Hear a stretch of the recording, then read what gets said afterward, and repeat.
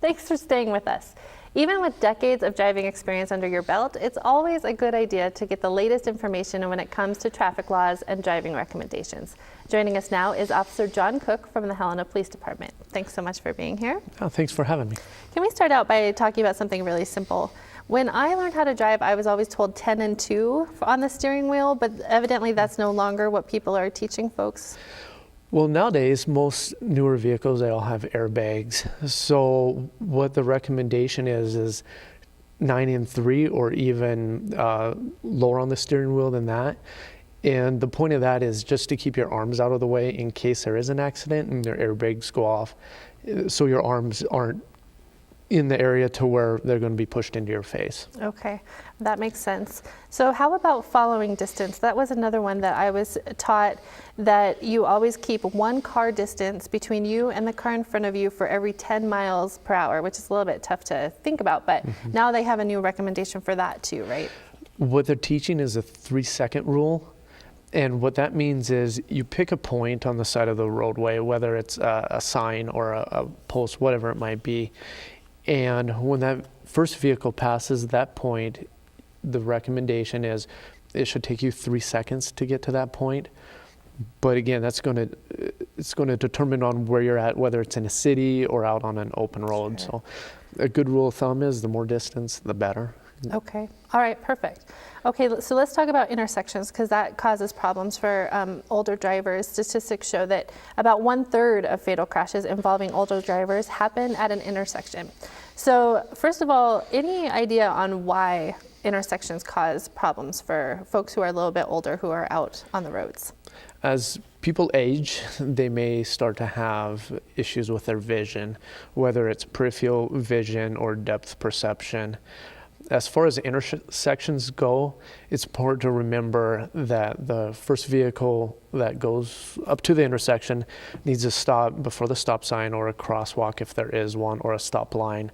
A lot of intersections don't have painted lines, so you just have to make sure that before you enter that intersection that you're sure the roadway is clear. Also, it's important to look for pedestrians, people on bicycles, and be a defensive driver. Don't assume that other people are going to necessarily stop. People on bicycles, they may go through the intersection, even pedestrians, kids, adults, you just never know what they're going to do. So just make sure that it's clear before you proceed through. Okay, and let's talk about right-of-way. That's another one statistically that we see can cause folks some problems. Can you give a little bit of a refresher on who has the right-of-way at intersections? Sure, let's talk about a 4-way stop. The vehicle that first gets to the intersection, he gets to go through the intersection first. However, if there are 2 vehicles that arrive at the same time, the vehicle to your right always has the priority to go first.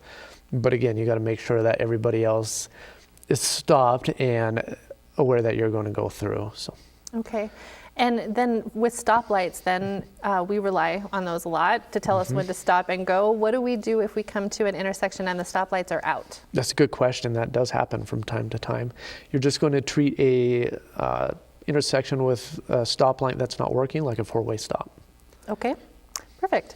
Another driving situation that statistics show becomes more difficult as we age is just making a left turn, especially at busy intersections. So are there some safety tips about folks who are a little bit nervous about making left turns?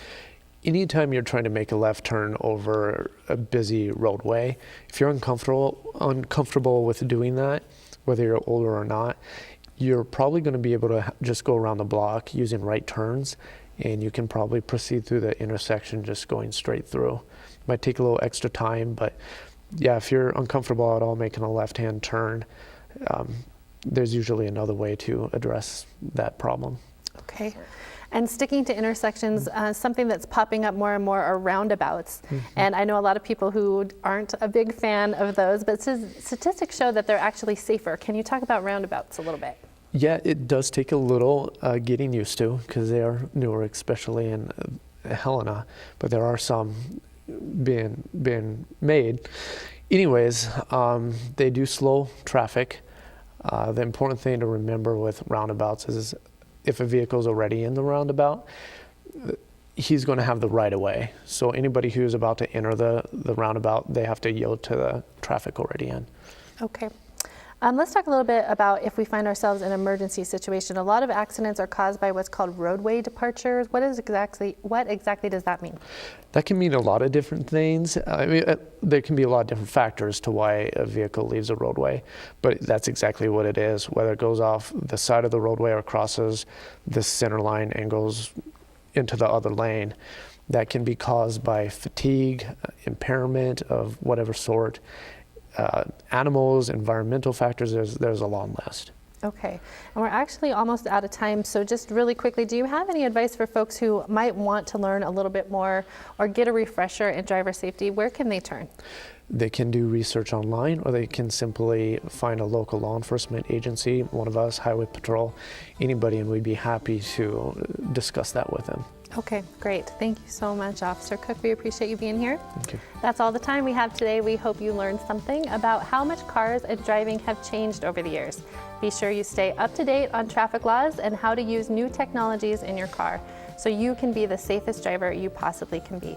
Until next week, stay fit, stay well, and stay healthy for life with Healthy Living for Life. Thanks for joining us and have a great week. Healthy Living for Life is brought to you by Mountain Pacific Quality Health.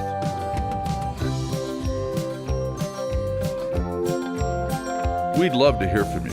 If you have suggestions for future programs, visit our website at mpqhf.org or call us at 406-443-4020. You can also catch us on YouTube by visiting our website and clicking on the YouTube icon.